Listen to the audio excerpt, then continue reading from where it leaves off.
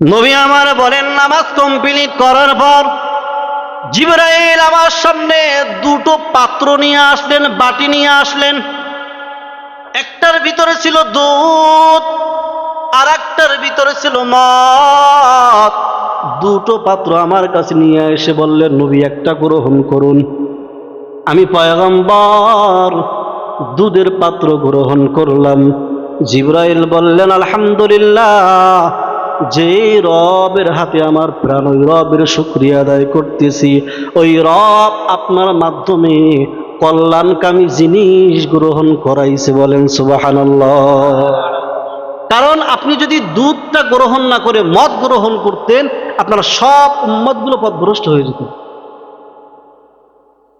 আপনি দুধ গ্রহণ করেছেন, আলহামদুলিল্লাহ, আপনার উম্মতের কল্যাণ গ্রহণ করেছেন। আল্লাহ শুকর যে আল্লাহ আপনাকে এই কল্যাণ গ্রহণ করার তৌফিক দিয়ে দিয়েছেন।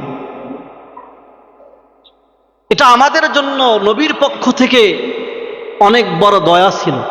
নবীর মাধ্যমে কল্যাণের ভাগিদার আমরা হতে পেরেছি। বলেন না আলহামদুলিল্লাহ।